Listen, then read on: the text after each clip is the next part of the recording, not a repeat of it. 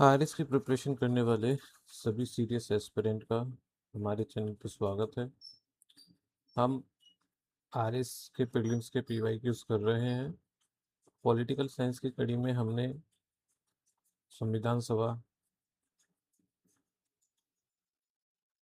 में संशोधन और प्रस्तावना से मूल अधिकार से रिलेटेड क्वेश्चंस कर रहे थे और आज हम प्रस्तावना और मूल अधिकार से रिलेटेड क्वेश्चंस को पूरा करेंगे। फिर इसके बाद हम चलेंगे डीपीएस पे मूल कर्तव्य से रिलेटेड जो क्वेश्चन अभी तक आरएस के एग्जाम में पूछे गए हैं। तो सभी सीरियस एस्पिरेंट्स का दोबारा स्वागत करते हुए बिना समय बर्बाद करते हुए नेक्स्ट क्वेश्चन पे चलते हैं। आपको ये क्वेश्चन पढ़ना है, इसका जवाब सोचना है और फिर हम इसके सॉल्यूशन पर डिस्कशन करेंगे। पढ़िए। 3, 2, 1। तो बताइए इसका आंसर क्या है।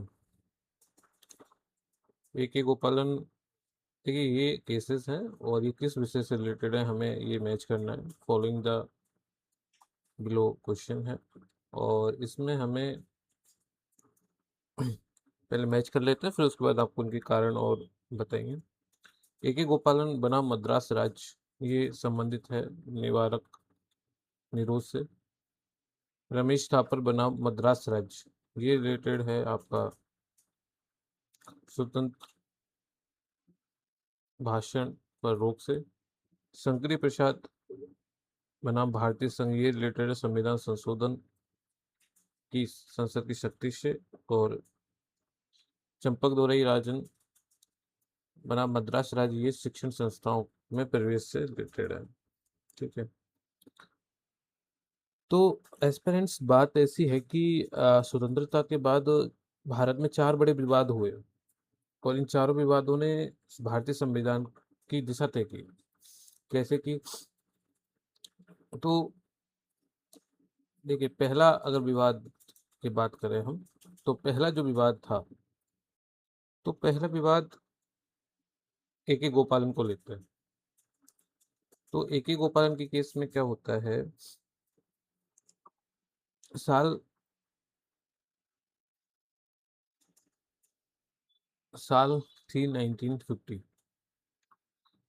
सरकार ने क्या किया, ए के गोपालन को जेल में बंद कर दिया था और गोपालन बोले कि भाई मुझे बिना मुकदमा आपने कैसे बंद कर दिया। तो ये मामला रिलेटेड हुआ प्रिवेंटिव डिटेंशन से। ये मामला किससे संबंधित था, प्रिवेंटिव डिटेंशन से, निवारक निरोध से। सुप्रीम कोर्ट ने इस मैटर में कहा कि यदि किसी को कानून के अनुसार हिरासत में हम लेते हैं तो वो क्या है, वैध है।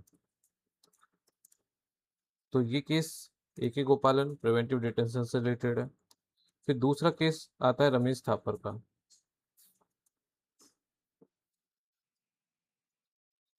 इसमें होता यह है कि रमेश थापर एक पत्रकार थे और इन्होंने सरकार की आलोचना की। मद्रास सरकार ने इनकी जो पत्रकारिता है उस पर रोक लगा दी। तो रमेश थापर बोले कि भाई यदि आप मेरी अभिव्यक्ति की स्वतंत्रता का हनन करते हो तो ये तो गलत है, और इन्होंने अपनी अभिव्यक्ति की स्वतंत्रता की बात रखी। सुप्रीम कोर्ट ने 19 article 19(1)(a freedom of speech and expression इसको मौलिक अधिकार बतलाया। वही कहा कि ये तो मौलिक अधिकार है। तो थापर रिलेटेड है फ्रीडम ऑफ स्पीच। ठीक है। स्पीच का जो फ्रीडम है, जो specially sorry freedom of speech है आर्टिकल 19, और ये फ्रीडम ऑफ एक्सप्रेशन मतलब स्पीच का ही सब एक तरह से सब भाग हो गया, इसका उपभाग हो गया। तीसरा जो केस आता है वो है शंकरी प्रसाद का। शंकरी प्रसाद का मैटर ये था कि जब इनकी सरकार जमीन सुधार कानून द्वारा ले ली गई तो कोर्ट पहुंचे। प्रश्न उठता है कि भाई क्या संसद संविधान संशोधन कर सकती है। तो सुप्रीम कोर्ट ने कहा कि भाई हाँ, सुप्रीम कोर्ट ने कहा कि हाँ कर सकती है। संसद संसद सुन लो शंकरी जी, संसद है जो संविधान संशोधन कर सकती है। तो ये मैटर रिलेटेड हो गया इससे, संविधान संशोधन से और पार्लियामेंट्री पावर से। ये पार्लियामेंट की कितनी पावर है और कहाँ तक संशोधन कर सकती है, और स्पेशली पार्लियामेंट की अमेंडिंग पावर। अब चौथा केस आता है चंपक दोरई का, चंपकम दोरई राजन। तो भाई साहब इनका केस ये था कि ये मद्रास इनकी कहानी बड़ी इंटरेस्टिंग है, सुनिए। ये मद्रास सरकार ने कॉलेज एडमिशन में जाति के आधार पर सीटें बांटी थी उस समय। तो चंपक दोरई ने कहा कि भाई मुझे बराबरी का अधिकार चाहिए। मैटर पहुंचा सुप्रीम कोर्ट, और आर्टिकल 15 सॉरी 19 तो फ्रीडम ऑफ स्पीच है, और आर्टिकल 15 की बात होती है, उसमें कहते हैं कि राज्य केवल धर्म, जाति, लिंग के आधार पर भेदभाव नहीं कर सकता। तो चंपक दोरई जो केस था ये कॉलेज में उनके एडमिशन से रिलेटेड था, और इसमें केस जो ये स्पेशली आता है इक्वलिटी इन एजुकेशन। ठीक है, तो पूरे याद किए। ए के गोपालन रिलेटेड है प्रिवेंटिव डिटेंशन से, रमेश थापर रिलेटेड है फ्रीडम ऑफ स्पीच के, फ्रीडम ऑफ एक्सप्रेशन से, शंकरी प्रसाद रिलेटेड है पार्लियामेंट की अमेंडिंग पावर से, और चंपक दोरई राजन रिलेटेड है इक्वलिटी इन एडमिशन या एजुकेशन। ठीक है, देखिए यहाँ से आपसे आपसे यूपीएससी आरपीएससी सिर्फ केस का नाम नहीं पूछ रही है, वो जानना चाहती है कि फंडामेंटल राइट की जो जर्नी थी, जुडिशियल जर्नी, कैसे सुप्रीम कोर्ट ने समय समय पर उन उनमें मौलिक अधिकारों की व्याख्या की। दूसरा कि पार्लियामेंट वर्सेस जुडिशरी, कि क्या संसद संविधान में बदलाव कर सकती है। केस शंकरी प्रसाद आया, शंकरी प्रसाद आर्ट 1951 में शंकरी प्रसाद। ठीक है, 1967 में गोलकनाथ, 1973 केशवानंद भारती, और अंत में बेसिक स्ट्रक्चर का सिद्धांत प्रतिपादित हुआ। फ्रीडम ऑफ स्पीच में आज जो आप सोशल मीडिया पे या यूट्यूब पे जो बहस छिड़ी है, उसकी नींव रखी गई इस रमेश थापर केस 1950 से। रिजर्वेशन की जो डिबेट होती रहती है कई बार, उसकी शुरुआत अगर हम कहें तो उसकी शुरुआत एक चंपक दोरई राजन 1951 इससे हुई, और 1951 में ही हमको पता है फर्स्ट कॉन्स्टिट्यूशन अमेंडमेंट एक्ट हुआ, और जिसमें आर्टिकल 15(4) जोड़ा भी गया।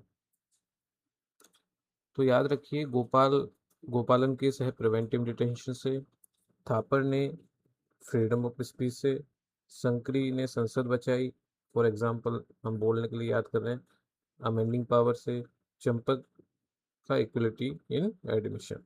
तो ये एक्चुअली देखिए चार केस नहीं है, इनको हमने डिटेल में इसलिए पढ़ा है कि संविधान के चार ऐसे मोड़ हैं जिन्होंने तय किया कि नागरिक कितने स्वतंत्र होंगे, संसद कितनी शक्तिशाली होगी, और समानता का अर्थ क्या होगा। तो इसलिए ये केस बहुत इंपॉर्टेंट हो जाते हैं, बार बार रिपीट होते हैं, तो मैंने एक साथ यहाँ पे कर लिया। ठीक है, नेक्स्ट क्वेश्चन पे चलते हैं अब, पढ़िएगा। ठीक है, पढ़िए और आंसर सोचिए। 3, 2, 1, बताइए इस क्वेश्चन का आंसर। देखिए, एस्पिरेंट ये क्वेश्चन कह रहा है, थोड़ा पढ़ने में टफ लगेगा, लेकिन जब हम इसको सॉल्यूशन कर लेंगे, आपको उसकी पूरी चीज़ समझा देंगे, तो उसके बाद आपको ये बिल्कुल बच्चों जैसा खेल लगेगा। 1978 में मेनका गांधी केस में उच्चतम न्यायालय के फैसले के बाद भारत में व्यवहार तय कानून की सम्यक प्रक्रिया ड्यू प्रोसेस ऑफ लॉ के सिद्धांत का अनुसरण किया गया। कथन एक, कारण संविधान के अनुच्छेद 14 के अनुसार राज्य स्वेच्छाचारिता आर्बिट्रीनेस नहीं कर सकता। देखिए, ये कारण सही है, और इसी की वजह से ये केस में ये ड्यू प्रोसेस ऑफ लॉ का इस्टेब्लिशमेंट हुआ, ये व्यवहार थे प्रैक्टिकली सुप्रीम कोर्ट ने कहा, और ये चीज इम्प्लीमेंट हुई। अब इसको समझते हैं पूरी कहानी ठीक है। तो इसका सही आंसर है कि ये दोनों कथन सही है, और आर ए की सही व्याख्या करता है। देखिए, ये एक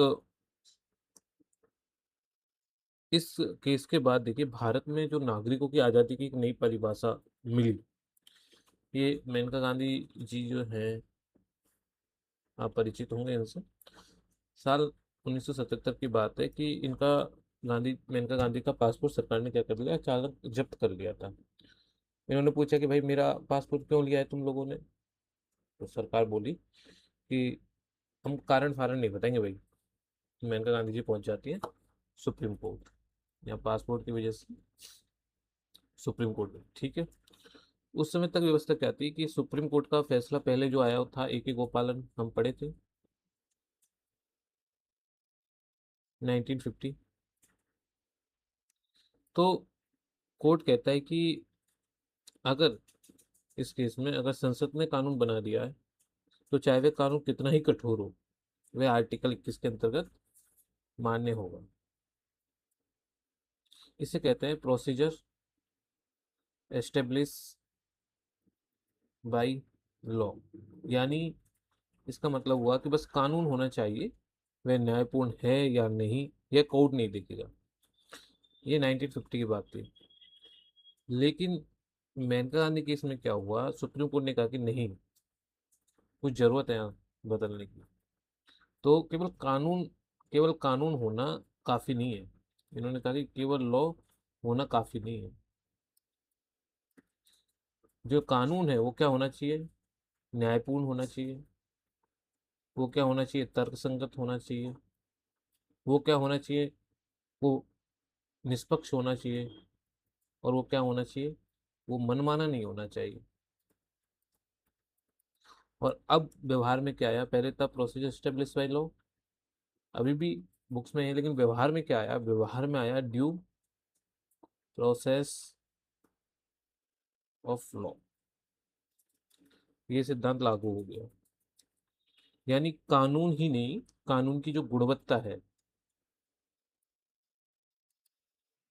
वो भी देखी जाएगी, ठीक है। Due process of law implement होता है इस मेनका गांधी केस के बाद। अब आर्टिकल 14 की एंट्री, यहाँ पे आर्टिकल आर्टिकल 14 की एंट्री होती है। देखिए, इन्होंने लिखा है कि राज्य मनमाना व्यवहार नहीं कर सकता।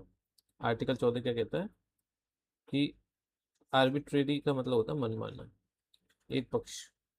तो राज्य मनमाना व्यवहार नहीं कर सकता यदि कोई कानून मनमाना है, अनुचित है और तर्कहीन है, तो वह आर्टिकल 14 का क्या है, उल्लंघन है।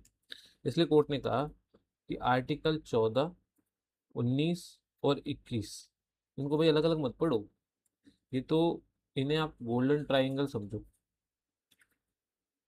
14, 19, 21 इसकी तरह पढ़ो। क्यों, 14 में क्या है, 14 में समानता है, तो 19 में स्वतंत्रता, और 21 में जीवन,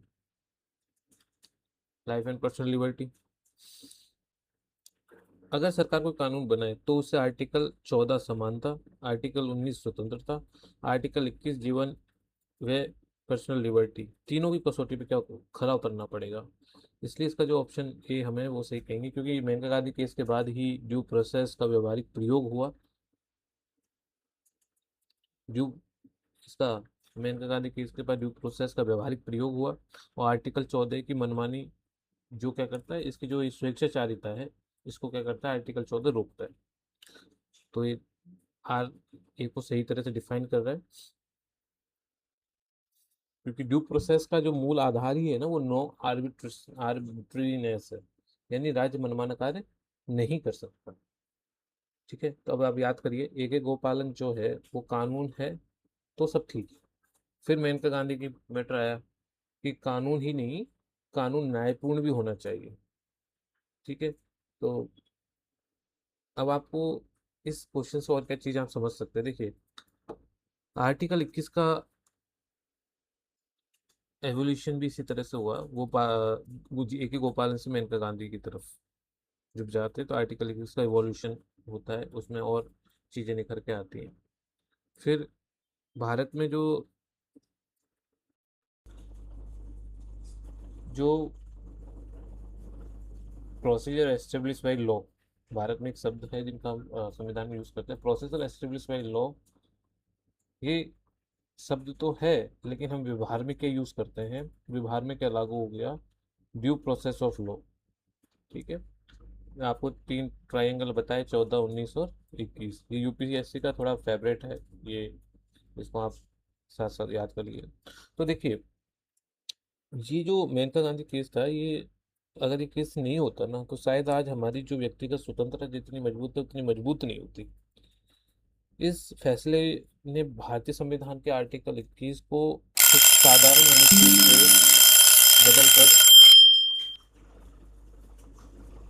एक साधारण अनुच्छेद से बदलकर, नागरिकों की आज़ादी का सबसे शक्तिशाली हथियार बना दिया इसको।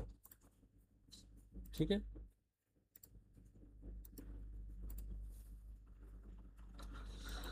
तो हम नेक्स्ट क्वेश्चन पे चलते हैं, पढ़िएगा और आंसर सोचिए। निम्न में से कौन सा मूल अधिकार भारतीय संविधान में नागरिकों को नहीं दिया गया है? 3, 2, 1। तो बताइए एस्पिरेंट, क्या है इसका आंसर? मूल अधिकार भारतीय संविधान में नागरिकों को नहीं, ध्यान से पढ़िए। सूचना का अधिकार। ठीक है, समझते कैसे हैं? इससे रिलेटेड आसान क्वेश्चन है, लेकिन इसके साथ साथ हम और चीजें भी क्लियर कर लेंगे। देखिए, देश के किसी भी भाग में बसने का अधिकार। मान लीजिए कोई बच्चा राजस्थान का है, वो दिल्ली जाके पढ़ता है, कर सकता है। फिर दिल्ली से बेंगलुरु नौकरी लग गई, तो बेंगलुरु चला गया, ठीक है। फिर मुंबई में उसने क्या कर लिया, घर खरीद लिया। फिर ये सब करने से उसको रोक सकता है? नहीं रोक सकता। क्यों? क्योंकि आर्टिकल 19 ए भारत के किसी भी भाग में रहने और बसने का अधिकार देता है। इसलिए ये क्या मूल अधिकार है, ये फंडामेंटल राइट है। लिंग की समानता। एक लड़की है, आईएएस बनना चाहती है, क्या उससे कोई ये कह सकता है कि तुम लड़की हो इसलिए परीक्षा नहीं दे सकती? ये गलत होगा ना। क्यों होगा गलत? लगता तो गलत, लेकिन किस, आज से हम 30 साल पहले चले जाएं तो ये गलत नहीं लगता था लोगों को शायद, क्योंकि लड़कियां पढ़ती नहीं थी इतनी। लेकिन आज एक बेसिक राइट की तरह हो गया है। आर्टिकल 15 जो है वो कहता है किसी आदमी के साथ आप धर्म, जाति, लिंग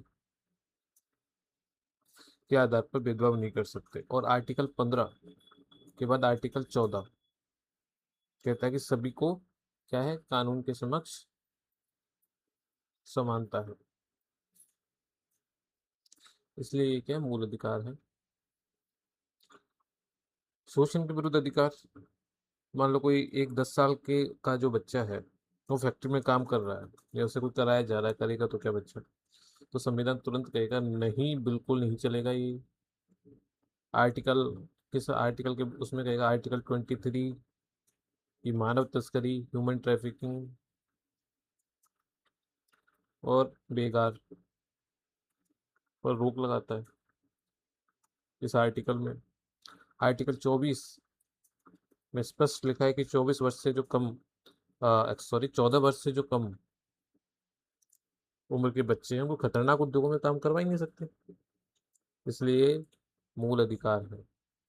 ठीक है, तो ये fundamental right, B fundamental right, D fundamental right.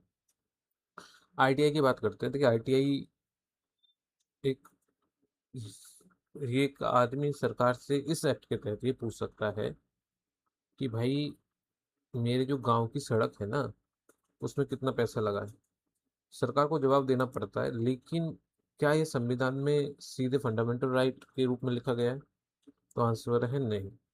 ये अधिकार तो है, it is a right, but under under act, RTI act के तहत, आरटीआई एक्ट 2005 के तहत ये क्या है, एक अधिकार है। देखिए आरटीआई एक्ट 2005 में सुप्रीम कोर्ट ने कहा है कि जो आरटीआई एक्ट की जो जड़ें हैं, इसकी जो जड़ें हैं वो किससे, आर्टिकल 19A 1A, जिसमें फ्रीडम ऑफ स्पीच और एक्सप्रेशन है, उससे जुड़ी हुई है। क्या, कैसे? देखिए यदि किसी को जानकारी ही नहीं मिलेगी तो वो अपनी बात कैसे रखेगा? किसी के दिमाग में कुछ डाटा है ही नहीं, तो वो अपने अपने आप को एक्सप्रेस कैसे करेगा? इसलिए एग्जाम में जब कभी आपको लिखने को मिले तो सूचना का अधिकार, जो राइट टू इंफॉर्मेशन जो एक्ट है, ये फंडामेंटल राइट तो नहीं है, बट ये क्या है, statutory right. Statutory right. Statutory rights क्या होता है? ये होता है वैधानिक अधिकार, हिंदी में बोले तो। वैधानिक अधिकार का मतलब है कि जो आपको एक्ट के थ्रू मिले। यूपीएससी कई बार पूछ चुका है कि जो ये आरटीआई एक्ट है, इसके तहत जानकारी देने की सामान्य समय सीमा कितने दिन होती है? 30 डेज होती है सामान्य समय सीमा। अगर किसी के मामला जीवन और स्वतंत्रता से जुड़ा है तो वो 48 दिन हो जाएगा। Life and experience freedom. ठीक है, 48 आवर्स में। तो एक बीच छोटा सा अंतर हमें समझ लेना चाहिए यही कि यही वो होगा कि fundamental right and statutory right में अंतर क्या है। वैधानिक अधिकार और मौलिक अधिकार में अंतर, देखिए ये तो है, ये संविधान से मिला है, जबकि ये मिलता है हमको किसी एक्ट से, किसी कानून से। ये आर्टिकल में लिखे होते हैं, ये संसद के कानून में मिलता है। ठीक है। और तीसरा अंतर है, इसको हटाना कठिन है, रिमूव करना कठिन है फंडामेंटल राइट को, लेकिन इसको संसद क्या कर सकती है, बदल सकती है। तो सो एस्पिरेंट आरटीआई जो एक्ट है, ये एक कानून से मिला हुआ अधिकार है। आरटीआई राइट जो आपके पास है, ये वैधानिक अधिकार है, लेकिन इसकी जो आत्मा है वो फ्रीडम ऑफ स्पीच और एक्सप्रेशन से जुड़ी हुई है। ठीक है। तो यहाँ से आरटीआई से रिलेटेड सारे टॉपिक्स, सारे इंपॉर्टेंट फैक्ट्स हम कर चुके हैं। राइट्स, फंडामेंटल राइट और स्टैट्यूटरी राइट्स भी पढ़ चुके हैं। अब नेक्स्ट क्वेश्चन पे चलते हैं, और आप नेक्स्ट क्वेश्चन पे पढ़ते हैं। तो एस्पिरेंट पढ़िए इस क्वेश्चन को और इसका आंसर सोचिए। 3, 2, 1। बताइए आंसर क्या है इसका। संविधान की उद्देशिका में स्वतंत्रता से संबंधित शब्दों का सही क्रम। तो ऑप्शन कौन सा सही है इसमें से, बताइए। देखिए विचार, अभिव्यक्ति, विश्वास, धर्म और उपासना की स्वतंत्रता। ठीक है, बी ऑप्शन इसका सही होगा। समझाते हैं कैसे, है ना। देखिए इसको रटने की जरूरत नहीं है पहली बात तो, क्योंकि आप रटोगे तो भूल जाओगे बार बार। और कुछ चीज़ें हमें रटनी होती हैं, लेकिन रटने से पहले अगर हम उसमें थोड़ा सा लॉजिक लगा लें या कहानी बना लें, उसको तो आसान होता है। तो एक काल्पनिक कहानी बनाते हैं हम संविधान सभा की, और वो मैं सुनाता हूँ, आपको तुरंत याद हो जाएगा। सोचिए, उन 26 नवंबर 1949 का दिन है, और एक युवा है जो युवा सदस्य है, वो संविधान सभा में खड़ा है और बोल रहा है कि मैं सबसे पहले क्या चाहता हूँ। ठीक है, तो अम्बेडकर साहब मुस्कुराए, बोले कि सबसे पहले तुम्हें विचार करना चाहिए। क्या करना चाहिए? विचार। सबसे पहले तो तुम्हें स्वतंत्रता होनी चाहिए विचार करने की, क्योंकि यदि सोचने की आज़ादी नहीं है तुम्हारे पास तो बाकी सारी स्वतंत्रता बेकार है। अब वह युवक बोलता है कि मैं जो सोचूं क्या उसे बोल भी सकता हूँ? तो अम्बेडकर साहब बोले हाँ, बिल्कुल, अभिव्यक्ति की स्वतंत्रता मिलेगी तुम्हें, अभिव्यक्ति की स्वतंत्रता। अब वह फिर बोलता है युवक कि मैं जिस विचार पर भरोसा करना चाहूँ क्या वह कर सकता हूँ? तो बिल्कुल, अम्बेडकर साहब बोले बिल्कुल कर सकते हो, तुम्हें किसने रोका है, विश्वास की स्वतंत्रता भी है तुम्हारे पास।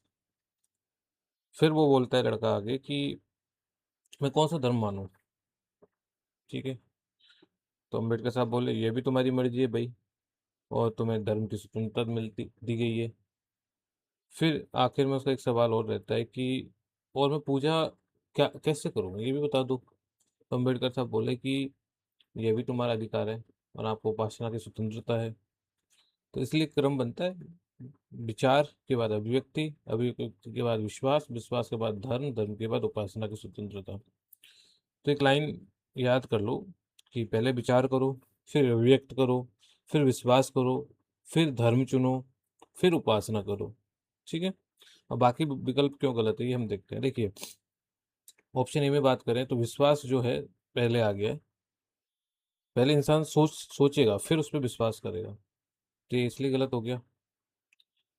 उपास ऑप्शन सी की बात करें तो ये उपासना से शुरुआत की गई है, जो भी गलत है। भाई, पूजा करने से पहले इंसान को धर्म तो चुनना पड़ेगा ना, और फिर धर्म चुनने से पहले उसे विश्वास किसी धर्म पे होना चाहिए, तो ये भी गलत है।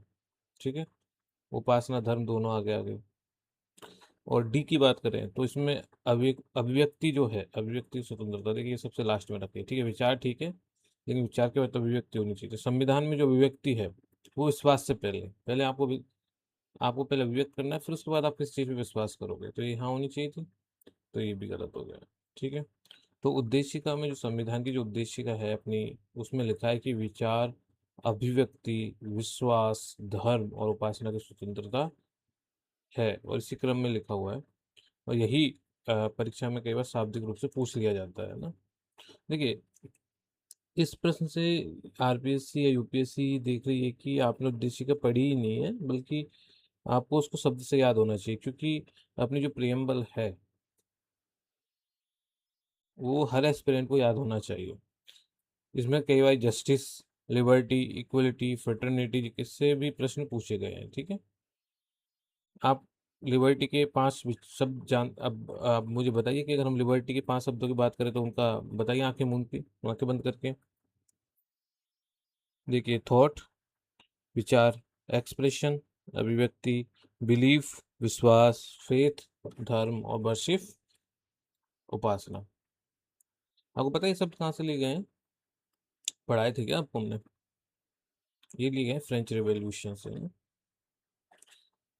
लिबर्टी, इक्वलिटी और फ्रेटर्निटी जो वर्ड है, इसका जो विचार है वो फ्रेंच रिवॉल्यूशन से लिया गया है। ठीक है। तो देखिए, संविधान हमें सबसे पहले सोचने की आज़ादी देता है, क्योंकि जिस समाज की सोच स्वतंत्र नहीं होगी उसकी अभिव्यक्ति कैसे स्वतंत्र हो सकती है और मजबूत हो सकती है। और उसका विश्वास तभी अटल होगा जब उसकी सोच स्वतंत्र होगी, धर्म सुरक्षित होगा, और उसकी उपासना जो है वो सम्मानित होगी। और भारत की संविधान की असली आत्मा जो है वो यही है। ठीक है दोस्तों, शायद उम्मीद करता हूँ आपको आसानी से याद हो गया होगा। आप वीडियो को अपनी स्पीड के हिसाब से, अपनी कैचिंग पावर के हिसाब से स्पीड बढ़ा सकते हैं, ताकि आपको फटाफट रिवीजन भी हो सके। नेक्स्ट क्वेश्चन पे चलें। अब क्वेश्चन आते हैं डीपीएसपी और फंडामेंटल राइट्स से, फंडामेंटल ड्यूटी से रिलेटेड। हमारे जो क्वेश्चंस प्रस्तावना और मूल अधिकार से रिलेटेड थे वो हम पीछे प्रस्तावना व मूल अधिकार से रिलेटेड जो भी क्वेश्चन पूछे गए हैं पिछले सालों में, इसके पीवाईक्यूज हमने कर ली। अब आते हैं हम डीपीएसपी और फंडामेंटल ड्यूटी से रिलेटेड क्वेश्चंस पे। ठीक है। तो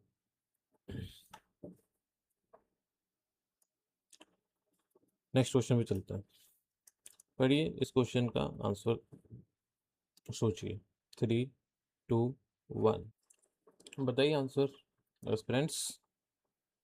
देखिए, किस वर्ष भारत के संविधान में यह अंतः स्थापित किया गया कि राज्य आर्थिक या अन्य निर्योग निर्योग्यताओं के कारण किसी नागरिक को निःशुल्क विधिक सहायता से वंचित नहीं करेगा?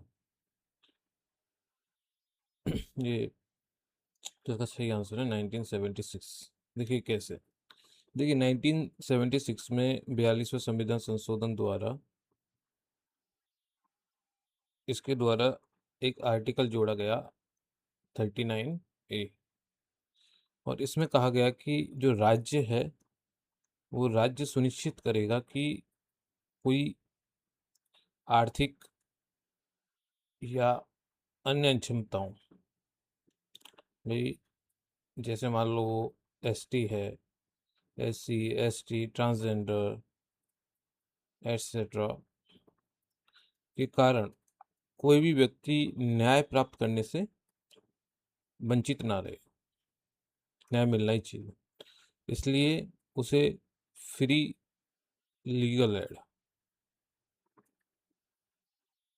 उपलब्ध कराई जाए। ठीक है, देखिए कहानी सुनाते हैं आपको, उससे याद हो जाएगा। कोई गरीब किसान है मान लीजिए किसी गांव में, और उसको गांव में क्या हुआ कि दबंगों ने, होते हैं गांव के कुछ दबंग, उन्होंने उसकी जमीन पर बेचारे के पे कब्जा कर लिया। अब वो किसान कोर्ट जाना चाहता है, लेकिन उसके पास भाई वकील करना पड़ेगा, कोर्ट जाएगा तो वकील को पैसे देने के लिए फीस नहीं है, उसके पास फीस देने के लिए पैसे नहीं है। अब वो सोचता है कि यार क्या भारत में न्याय केवल अमीरों के लिए ही है। ठीक है, वो कंफ्यूज है कि गरीब और अमीर में इतना फर्क है कि न्याय सिर्फ अमीरों को है। तभी 1976 में सरकार ने कहा कि देखो नहीं, ऐसी बात नहीं है, आप गलत मत समझो। अगर कोई गरीब है या किसी कारण से कमजोर है तो उसे न्याय से वंचित नहीं किया जाएगा। राज्य खुद उससे उसकी मदद करने के लिए आगे आएगा। उसे मुफ्त फ्री में वकील मिलेगा, फ्री में लॉयर मिलेगा, और उससे कानूनी सहायता करने में जो उसकी हेल्प करेगा। और इसी सोच के साथ आर्टिकल 39A जो है, समान न्याय और निशुल्क विधिक सहायता, equal justice and free legal aid, ठीक है, ये इंट्रोड्यूस हुआ। बाकी विकल्पों पे बात कर लेते हैं। देखिए 1978, इसमें 44th कॉन्स्टिट्यूशन अमेंडमेंट हुआ, और इसमें संपत्ति के अधिकार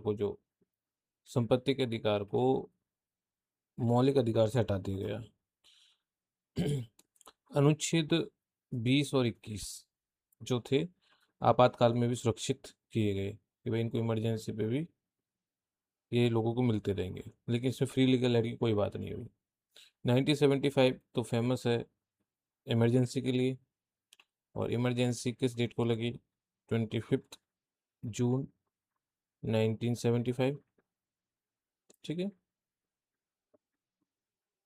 इससे आर्टिकल का कोई मतलब नहीं है 39A का।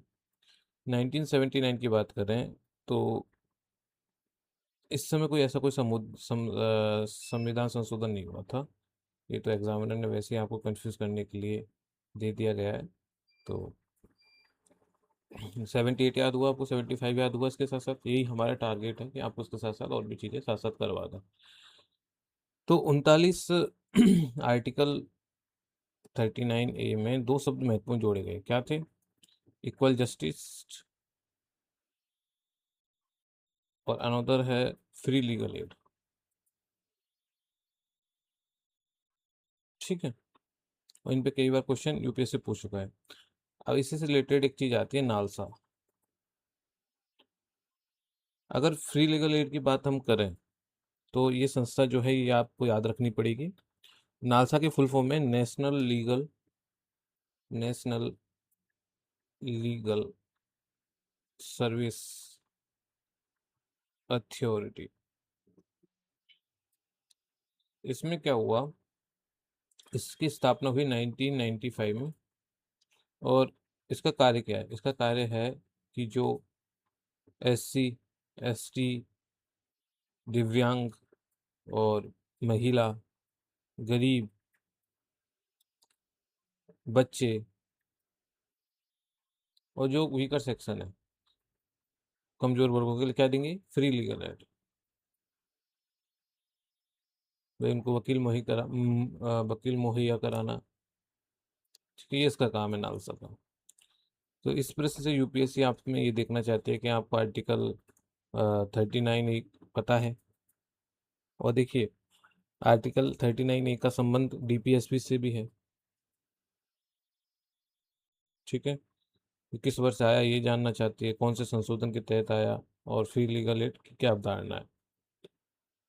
ठीक है दोस्तों, देखिए आर्टिकल 39 एक किस भाग में? ये है भाग 4 में, और डीपीएसपी से भी रिलेटेड है, और 42 संविधान संशोधन तो हम पढ़ ही चुके हैं। तो ये कोई टफ नहीं है, एक बार ऐसे टर्म्स को, ऐसे नंबर्स को कहानी बना के हम याद करेंगे तो ये चीज़ आसान हो जाएगी, और हम जिससे जितना भागेंगे तो ये आपके पीछे उतना ही भागेंगे, क्योंकि ये आपको याद तो करने ही पड़ेंगे कभी ना कभी तो मेरा टारगेट ये है कि आपको ये चीज़ इतनी आसानी से याद करवा दी जाए कि आपको जो टिपिकल चीज़ लोग बस पढ़ा के छोड़ देते हैं, वो आपके दिमाग से वो जो डर है वो खत्म हो जाए। तो देखिए, भारतीय संविधान कहता है कि न्याय अमीर और गरीब में भेद नहीं करता, और अगर जेब किसी की खाली है तब भी न्याय के दरवाजे उसके लिए बंद नहीं है।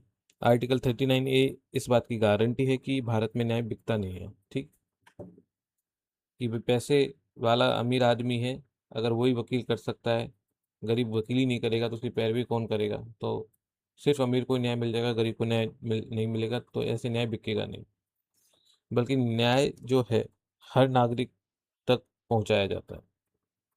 आर्टिकल 39 ही याद हुआ, बहुत इंपॉर्टेंट आर्टिकल है, ये कई बार यूपीएससी में कई बार पूछा गया। नेक्स्ट क्वेश्चन पे चलते हैं, पढ़िए। सूची और सूची में कैग और उसके अनुच्छेद को सम्मिलित करना है आपको।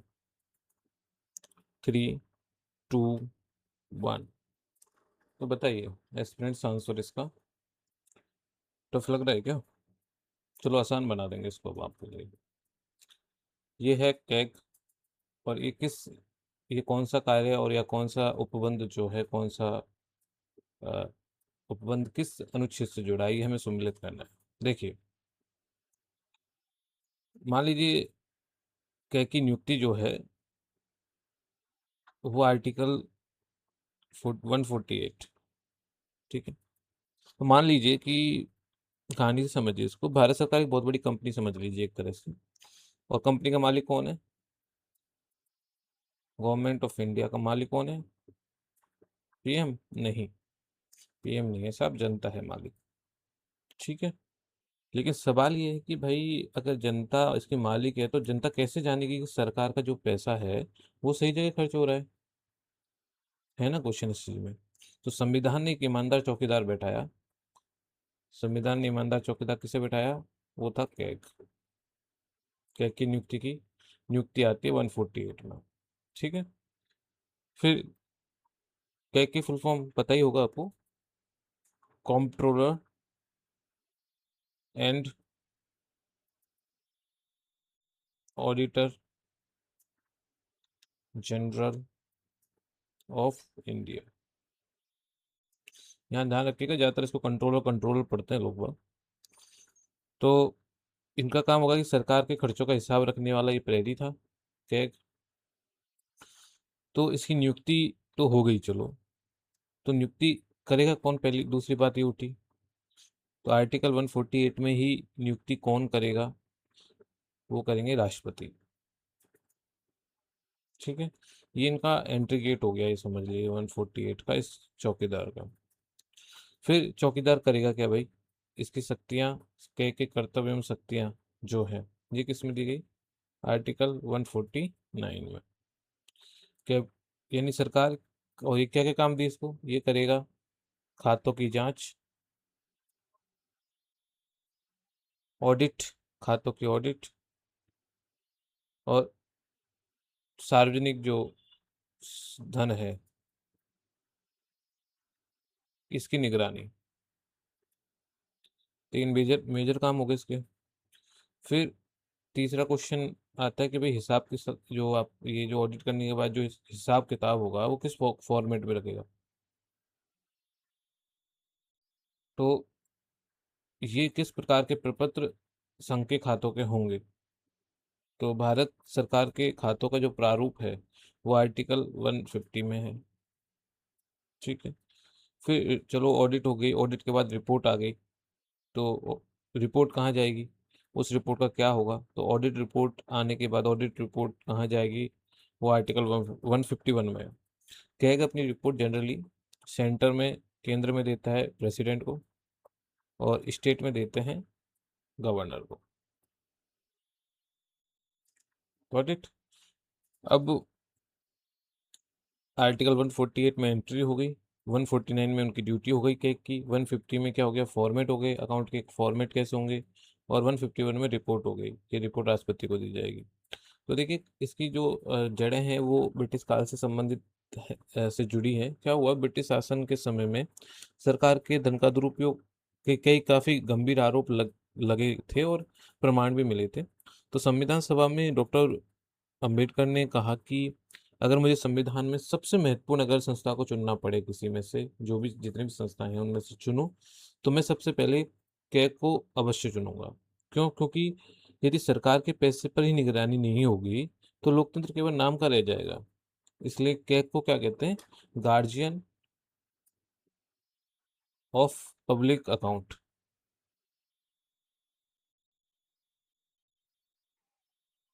ठीक है, या पब्लिक पर्स, जनता की तिजोरी का रक्षक कहा जाता है इसको। तो देखिए लोकतंत्र में सरकार तो ये क्लियर है कि सरकार राजा नहीं होती, राजा कौन होता है, जनता। और सरकार जनता की क्या होती है, नौकर होती है। और जनता के पैसों का हिसाब लेने के लिए संविधान ने क्या बिठाया, एक चौकीदार, और वो चौकीदार कौन है, कैग। इसलिए कैग को क्या कहते हैं, गार्जियन ऑफ पब्लिक पर्स। हुई क्लियर? आर्टिकल 148, 149, 150 और 151 की कहानी क्लियर हुई आपके दिमाग में? चलो ठीक, नेक्स्ट क्वेश्चन पे चलें। पढ़िए। डीपीएसपी, सूची पी में डीपीएसपी है और सूची आर में अनुच्छेद, कौन सा डीपीएससी किस अनुच्छेद से संबंधित है, ये बताइए।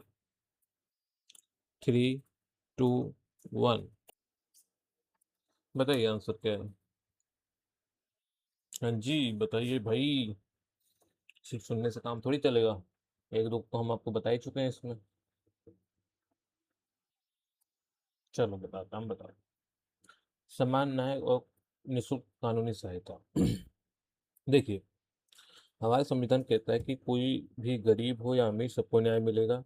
आर्टिकल 39A के तहत अभी हम पढ़ें, इक्वल जस्टिस प्लस, बोलिए, फ्री लीगल एड। करेक्ट। दूसरा है प्रकृति, पर्यावरण की सुरक्षा और प्रकृति से संबंधित है। इसमें हम हमारे संविधान में आर्टिकल 48A जोड़ा गया है और इसमें एनवायरमेंट प्रोटेक्शन है। और इसी के तहत हम पेड़ों को लगाना, नदियों को बचाना, जानवरों की रक्षा करना जैसे महत्वपूर्ण काम करते हैं। अगर काम करने की बात आए कि हर व्यक्ति को काम करने का अधिकार मिलना चाहिए, वो आर्टिकल किसके तहत है, काम करने का अधिकार, आर्टिकल 41, राइट टू वर्क के तहत। ओके। स्मारकों का संरक्षण हो, जैसे ताजमहल है, कुतुब मीनार है, सांची स्तूप है, तो इनका जो रक्षा है वो, भाई जब तक कुछ गाइडलाइंस नहीं होंगी, कोई कानून नहीं होगा तो कौन करता है, आप जानते हैं, बिना कानून हमारे देश में हैं, गाइडलाइंस हैं, फंडामेंटल्स ड्यूटीज हैं, लेकिन उनको कौन फॉलो करता है। हम फंडामेंटल राइट्स की तो बात कर लेंगे, हमें राइट्स चाहिए, पर फंडामेंटल ड्यूटीज जो हमारी हैं, हमारे जो कर्तव्य हैं, मौलिक कर्तव्य, हम उनको कितनों को करते हैं। हम आपको फंडामेंटल ड्यूटी पढ़ाएंगे, देखिएगा आप कितने फंडामेंटल ड्यूटी को फॉलो करते हैं। और राइट्स हमें 100% चाहिए, फंडामेंटल ड्यूटी हम 10% भी फॉलो नहीं करेंगे। अजीब बात है ना, आप किसी घर में रहते हैं, अगर आपकी ड्यूटी है साफ सफाई करना और आपका राइट है वहाँ पे खाना खाना, तो आप राइट तो बात मांग रहे हैं कि खाना खाने को हमें दो, खाना खाने को हमें दो, लेकिन जब फंडामेंटल ड्यूटी सफाई करने की बात आ रही तब आपने अपनी प्लेट सिर्फ सिंक में डाल के छोड़ दी।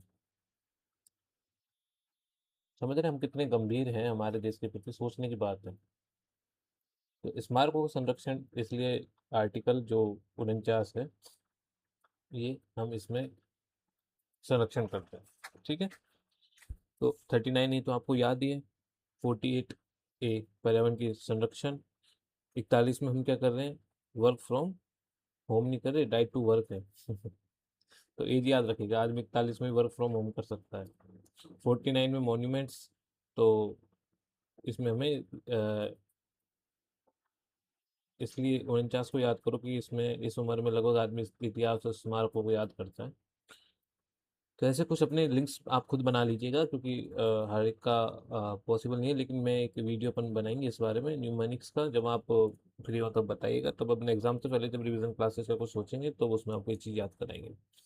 वैसे कोशिश तो ये है कि ये रिवीजन क्लासेज हैं आपके, आपको अलग से ना पढ़ना पड़े। तो दोस्तों इनके बारे में कुछ फैक्ट जान लेते हैं कि 49 ए की जो बात होती है, 49 ए किस कॉन्स्टिट्यूशन संशोधन से आया? 42वें संविधान संशोधन 1976 में। ठीक है। समान न्याय और निःशुल्क विधिक सहायता, और ये 48, ये भी सेम इसी में आया। 42वें संविधान संशोधन 1976। इसका राज्य पर्यावरण, वन एवं वन्य जीवों की रक्षा करेगा। तीन चीजों की राज्य प्रोटेक्शन करेगा पर्यावरण में। एक तो पर्यावरण तो बचाना ही है, प्लस वन बचाने हैं और वन्य जीव। ये किसकी ड्यूटी है? राज्य की रक्षा करने की ड्यूटी है, और आपकी ड्यूटी मारने की नहीं है। आपको भी पर्यावरण बचाने में योगदान देना है। और इससे रिलेटेड फंडामेंटल ड्यूटी की जब हम बात कर रहे हैं, जो आपको बता दें कि हाँ कहाँ आपकी ड्यूटी बनती है, वो है कि ये बनता है 51 51 ए का जी सब क्लॉज में। क्या लिखा है वहाँ पे लिखा है कि नागरिक की ड्यूटी है कि वो पर्यावरण बचाए। बस इतना ही बचाना नहीं, आपको वन भी बचाने हैं, आपको झील भी बचानी है। झील में पानी की बोतल नहीं फेंकनी, नदी में पानी की बोतलें नहीं फेंकनी, वहाँ पर कचरा नहीं डालना, और वन्य जीवों की भी रक्षा करनी है। ठीक है। तो पुष्पा जो है वो जो किए हैं मूवी में, वो क्योंकि वो उन्होंने अपनी फंडामेंटल ड्यूटीज पूरी की हैं, वन बचाए उन्होंने। और हम ऐसे इंसान को हीरो मानते हैं, ऐसी कहानी में हीरो मानते हैं, देखिए विडम्बना। लेकिन आप सोचिएगा, क्या उन्होंने, अगर ऐसा कोई करेक्टर रियल में है, तो क्या उसने अपनी फंडामेंटल ड्यूटीज पूरी की है? लेकिन हमें मजा आता नियम तोड़ने में ना, तो फिर हम राइट्स की बात भी नहीं कर सकते। चलो नेक्स्ट क्वेश्चन पे चलते हैं। आर्टिकल 41 का, सॉरी इसमें 41 का और कहानी सुना देते हैं आपको। 41 का जो कहानी है आर्टिकल 41 की, ये जो है, इसमें राज्य अपनी आर्थिक क्षमता के अनुसार काम करने का अधिकार, राज्य अपनी आर्थिक क्षमता, जितनी आर्थिक क्षमता है उसके अनुसार काम करने का अधिकार, शिक्षा और बेरोजगारी, वृद्धावस्था आदि में सहायता करेगा। देखिए, राज्य अपना एक तो काम देगा, तो मनरेगा चला दी मान लो, जिसको वीजी राम जी अब चालू होने वाला है जुलाई से। शिक्षा देगा, तो शिक्षा क्या दे रहा है? RT act, right to education दे दिया।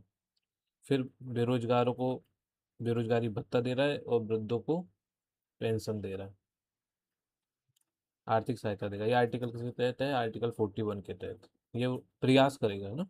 आर्टिकल 49 की बात करें, तो राष्ट्रीय महत्व के, जो राष्ट्रीय महत्व है, राष्ट्रीय महत्व की जो स्मारक है, राष्ट्रीय महत्व की जो स्मारक है, उनकी ऐतिहासिक स्मारकों की, क्योंकि स्मारक हो गए खुद स्मारक, प्लस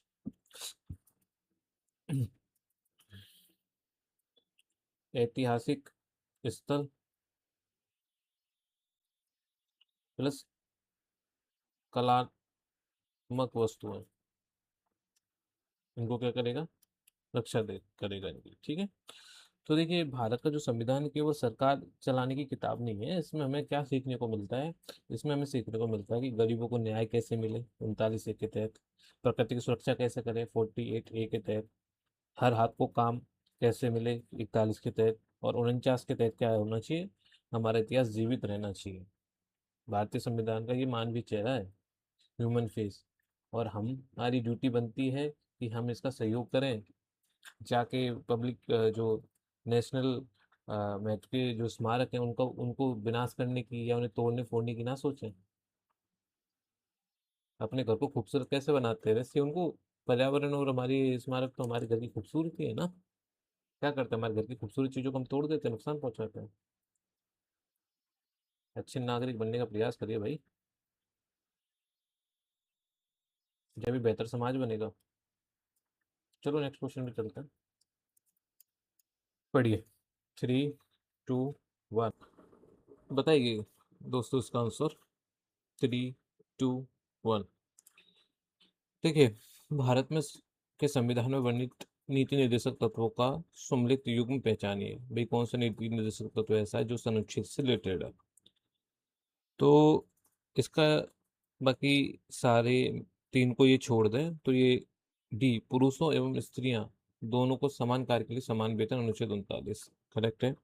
देखिए, करेक्ट आंसर पे जाने की कोई जल्दीबाजी नहीं है, आप तो बस ऑप्शंस में जो भी शब्द दिए हैं आपको उससे रिलेटेड चीजें जाननी है। क्यों? क्योंकि वो चीजें इंपॉर्टेंट होती हैं, कमीशन ऑप्शंस में इंपॉर्टेंट चीजें देता है ताकि आप उनसे भ्रमित हो जाए। तो देखिए, आज से आप इमेजिन करिए 70 से 75 साल पहले की बात कीजिए, जब कोई एक काम करने, कोई मान लो महिला और पुरुष गए हैं एक जगह, फीमेल और मेल। तो पहले ये होता था, आपने शायद नहीं देखा हो क्योंकि अब तो समान कार्य के लिए समान वेतन मिल ही रहा है काफी लंबे समय से, लेकिन पहले ये होता था कि अगर ये मेल है तो इसको 100 रुपये मिलेंगे उसी काम के, और ये फीमेल है तो इसको 60 रुपये मिलेंगे। इतना डिफरेंस रहता था। तो फीमेल पूछा कि भाई जब हम काम एक जैसा कर रहे हैं तो मजदूरी अलग क्यों है भाई उनकी। तो यहाँ समाज में ये भेदभाव व्याप्त था उस समय। तो संविधान ने कहा कि नहीं यार, ये तो ठीक ही नहीं है, ऐसा नहीं चलेगा, अगर काम समान है तो वेतन भी समान होना चाहिए। और आर्टिकल इंट्रोड्यूस किया 39D, स्पेशली 39 का डी। ठीक, इसमें क्या है, equal pay is equal to equal work, यानी समान कार्य के लिए क्या होगा, समान वेतन। इसकी ट्रिक याद रखिए, देखिए डी फॉर डॉटर होता है।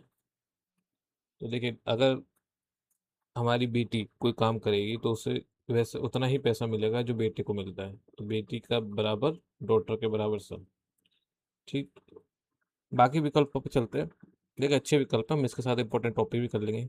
समान न्याय और निःशुल्क विधिक सहायता, ये हम अभी पढ़ें, आर्टिकल 39A से रिलेटेड है। जबकि आर्टिकल 39 जो है ये रिलेटेड है मैटरनिटी बेनिफिट्स और मानवीय दशाएं। भाई, अगर आप किसी फैक्ट्री में काम कर रहे हैं तो वहाँ पे एक इंसान के लिए सुविधाएं होनी चाहिए। ऐसा नहीं कि मानवीय दशा में बहुत बुरी हालत है, उसमें आदमी कर रहा है और जाके वहाँ मर जा रहा है। ठीक है, 42 मैटरनिटी और मानवीय दशाएं एट वर्क प्लेस। और कृषि एवं पशुपालन का जो संगठन है ये आर्टिकल 48 से रिलेटेड है। आर्टिकल 43 जो है इसमें क्या है, कृषि, आर्टिकल 48 में कृषि एवं पशुपालन का आधुनिकीकरण है, मॉडर्नाइजेशन कर को, भाई इनको मॉडर्नाइज करना है, क्योंकि जब संविधान बना तो हमारी आय का एकमात्र स्रोत और बड़ा स्रोत एकमात्र नहीं, बड़ा स्रोत कृषि एवं पशुपालन था। अनुच्छेद 43 में क्या है कि कॉटेज इंडस्ट्रीज क्या है, कुटीर उद्योग। और मतलब इसमें क्या था कि जो कॉटन इंडस्ट्री है उसके भी जो श्रमिक हैं, उनके भी जो इंडस्ट्री है, उनको भी सर्वाइवल करने के लिए सुविधाएं मुहैया करानी चाहिए। जैसे आपने देखा होगा, एमएसएमई जैसी इंडस्ट्रीज अपने भारत में, वो मिनिस्ट्रीज अपने भारत में है। ग्राम पंचायतों का संगठन, ठीक है, ये आर्टिकल 41 से नहीं है, आर्टिकल ये है 40 से रिलेटेड। ग्राम पंचायतों का संगठन हम आर्टिकल 40 में करेंगे, और आर्टिकल 41 में राइट टू वर्क हम अभी पढ़ें, राइट टू वर्क और एजुकेशन और पब्लिक असिस्टेंस। Got it. तो 40 में अगर विलेज है तो 41 में वर्क। तो दोस्तों देखो, 39 में बताइए क्या है, समान कार्य के लिए समान न्याय एवं निःशुल्क विधिक सहायता। ठीक है, 39 का ही डी देख लीजिए, इसमें क्या है,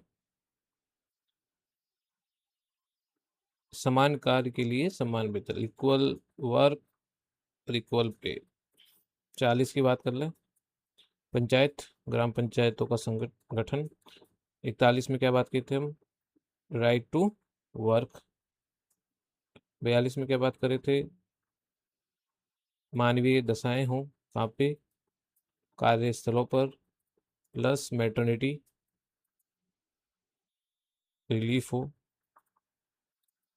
43 में क्या बात कर रहे थे, कुटीर उद्योग 48 में क्या बात किए थे? एग्रीकल्चर और पशुपालन क्या क्या करेंगे? मॉडर्नाइजेशन करेंगे। 48A में क्या किया था? हमने पढ़ा था पहले, पर्यावरण का क्या करेंगे? Environment protection. ठीक है दोस्तों, इंपॉर्टेंट आर्टिकल है। देखिए ये हमने सारे क्यों बताए, ये चीज़ समझिए। यूपीएससी और आरपीएससी में कई बार क्या होता है, इन आर्टिकलों में ज़्यादा कई बार क्वेश्चन घुमा के पूछे गए। क्यों? क्योंकि ये सिमिलर साउंडिंग है। सिमिलर साउंडिंग से मतलब कि ये आसपास है, अधिकांश हम इतना डीप में जा नहीं पाते और क्वेश्चन सेंस से बन जाता है और ये आपको भ्रमित कर देता है। और ये डीपीएसपी ये भी देखना चाहते हैं कि ये सारे डीपीएसपी से कहीं ना कहीं रिलेटेड है। तो इ- आप डीपीएसपी को कोरिलेट करके पढ़ पा रहे हो, उनके कॉन्सेप्ट को पढ़ पा रहे हो या नहीं। तो संविधान में देखिए दोस्तों, अ, हमारे संविधान में इतनी खूबसूरती है कि केवल वोट देने का अधिकार मात्र नहीं है आपके लिए, अगर कोई समझना चाहे तो, बल्कि महिला पुरुष को एक जैसा काम करेंगे, उनको वेतन सम्मान मिलेगा, उनकी मेहनत की वैल्यू होगी, और लिंग के आधार पर भेदभाव नहीं किया जाएगा। क्योंकि आपने पुराना इतना लंबे समय जो पहले भेदभाव था वो तो आप समझ नहीं पाएंगे, वो तो आप मिस्ट्री में समझेंगे, क्योंकि कैसे महिलाओं को कभी समाज में आगे नहीं बढ़ने दिया गया। लेकिन अभी प्रेजेंट में, अभी रिसेंटली जो भेदभाव होता था वो ये देख लीजिए, equal way work and equal pay तक नहीं मिलता था। तो ये आर्टिकल बताता है कि आज से 70 साल पहले मान लो ऐसे भेदभाव थे, तो आज से 700 साल पहले हमारी सोसाइटी कैसी रही होगी महिलाओं को लेकर। हाँ, अगर हम कुछ विशेष युग में महिलाओं की स्थिति बहुत अच्छी हुई लेकिन बाद में डिक्लाइन हो गई। तो इससे हमें सीखने को मिलता है कि हमारे संविधान ने लैंगिक भेदभाव को खत्म किया है। ओके दोस्तों, नेक्स्ट क्वेश्चन पे चलें। तो चलते हैं दोस्तों, पढ़िए।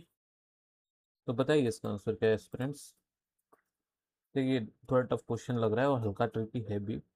कह रहा है कि मूल अधिकार एवं राज्य के नीति निर्देशक तत्वों को यथासंभव प्रभावी बनाने के लिए हार्मनी का सिद्धांत अपनाया गया। That is correct. 1980 के मिनरवा मिल्स केस में उच्चतम न्यायालय ने अनुच्छेद 14-19 में उल्लेखित मूल अधिकारों पर अनुच्छेद 39 में उल्लेखित राज्य के नीति निर्देशक तत्वों की वरीयता स्थापित की। देखिए समझते हैं क्या हुआ था। देखिए, अगर हम फंडामेंटल राइट्स जो हैं, फंडामेंटल राइट्स अपने संविधान में, और वो हैं, और वो कहते हैं कि देखो नागरिकों की आज़ादी की रक्षा हम करेंगे। डीपीएसपी कहते हैं कि हम समाज में आर्थिक और सामाजिक न्याय लाएंगे। क्या लाएंगे? हम आर्थिक न्याय और सामाजिक न्याय। और हम कहेंगे अधिकारों की रक्षा करेंगे। तो स्वाभाविक है दोनों में कहीं ना कहीं तो टकराहट होगी। तो ये बोलते हैं कि भाई हम गरीबों, ये फंडामेंटल राइट्स बोलते हैं कि भाई हम बोलने की स्वतंत्रता देंगे, समानता का अधिकार देंगे, और जीवन और स्वतंत्रता का जो अधिकार है वो भी हमारे अंदर हमारे से मिलेगा इनको, और हम इसका संरक्षण भी करेंगे। डीपीएस भी कहा कि हम गरीबों की मदद करेंगे, समान वेतन दिलवाएंगे, शिक्षा दिलवाएंगे, पर्यावरण संरक्षण अब काम में हम दिलवाने में मदद करेंगे।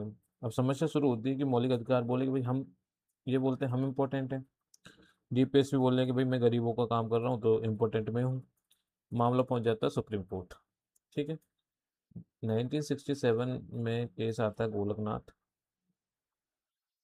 इस केस में मौलिक फंडामेंटल राइट जो है वो, उनको वरीयता दी गई, और संसद इन्हें आसानी से नहीं बदल सकती, इसलिए यहाँ पे डीपीएसपी को प्रायोरिटी मिली। 1973 में केशवानंद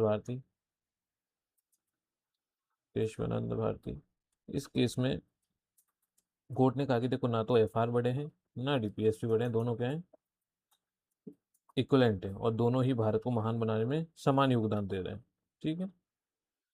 यहीं से आता है हार्मनी का सिद्धांत, हार्मनी प्रिंसिपल। फिर तीसरा जो केस है 1980, ये इंटरेस्टिंग है। यहाँ मिनर्वा मिल्स का जो केस था, सरकार ने यहाँ पे कुछ डीपीएसपी को जो थे उनको कुछ फंडामेंटल राइट से ऊपर रखा। जैसे जैसे कौन से डीपीएसपी ऐसे थे जिनको अवोग रखा? देखिए 39B जो कहता है, अनुच्छेद कि समुदाय के भौतिक संसाधनों का समान वितरण। भाई भौतिक संसाधनों को क्या होगा, समान वितरण होना चाहिए। और 39C जो है वो कहता है कि धन तथा उत्पादन के साधनों के अहितकारी संकेंद्रण को रोकना। धन व उत्पादन के साधन, भाई ऐसा नहीं होना चाहिए कि किसी इंसान के पास संसाधन है तो वो ऐसी कुछ एक्टिविटी करने लग जाए कि धन उसी के पास संकेंद्रित रहे। संसाधन के जो उत्पादन के जो साधन है वो किसी और तक पहुंच ही नहीं पाए, क्यों, किसी किसी के पास एक बिजनेस करने का राइट है, तो क्या वो अकेला ही वो बिजनेस करेगा, दूसरा नहीं कर सकता, दूसरे को भी राइट है। तो ये दो जो अनुच्छेद थे, इन अनुच्छेद को मिनर्वा मिल्स केस में फंडामेंटल राइट्स जो है इनका क्लेश किससे होना है, स्वाभाविक है, आर्टिकल 14 से और आर्टिकल 19 से। आर्टिकल 14 क्या कहता है कि समानता का अधिकार, और आर्टिकल 19 में क्या है, आर्टिकल 19 में स्वतंत्रता का अधिकार है। तो इन दोनों से क्लैश हुआ, और इस क्लैश में मिनर्वा मिल्स ने कहा कि कुछ विशेष परिस्थितियों में कुछ डीपीएसपीज को हम फंडामेंटल राइट्स के ऊपर रखेंगे। तो क्वेश्चन यही है कि 1980 के मिनर्वा मिल्स केस में उच्चतम न्यायालय ने अनुच्छेद 14 और 19 में उल्लिखित मूल अधिकारों पर अनुच्छेद 19 बी और 39 बी, सॉरी 39 सी में उल्लिखित जो राज्य के नीति निर्देशक तत्वों की वरीयता स्थापित की, अर्थात इन डीपीएसपी को इससे ऊपर रखा। तो इसका आंसर हो जाएगा ए और बी, दोनों सही है। ठीक है, अच्छा क्वेश्चन है, हल्का सा टेक्निकल था, बट ऐसे क्वेश्चन आगे भी पूछे जा सकते हैं। और ये बताता है आपको थोड़ा संविधान में थोड़ा डेप्थ में जाने का मौका देता है। तो ठीक है गाइज, अभी तक हम इतनी ही वीडियो करते हैं आपके साथ, और जल्दी ही नेक्स्ट वीडियो में मिलते हैं अगले क्वेश्चंस को लेके। पॉलिटी के नेक्स्ट क्वेश्चंस की को जल्दी आपके लिए लाएंगे। आपको ये है कि सारे पीछे से रिवाइज कर लेने हैं, इस वीडियो को मल्टीपल टाइम्स देखना है ताकि आपको वो क्वेश्चंस वहीं के वहीं याद हो जाए। और हम आपको एश्योरेंस दिला सकते हैं कि अगर डायरेक्ट क्वेश्चन ये नहीं आए तो जो आपको चीज़ें पढ़ाई हैं उनसे रिलेटेड क्वेश्चंस आपके एग्जाम में आपको मिल जाएंगे। तो डो नॉट वरी, इसको अच्छे से रिवाइज कीजिए। पीवाई क्यूज करना इसलिए भी जरूरी है कि आपको ये पता रहेगा एग्जाम में कैसे क्वेश्चन पूछे जा रहे हैं। हम आर एस के पीवाई क्यूज कर रहे हैं, कुछ छोटे एग्जाम के पीवाई क्यूज नहीं है। तो ठीक है दोस्तों, ठीक है फ्रेंड्स, नेक्स्ट वीडियो में मिलते हैं। Bye, take care.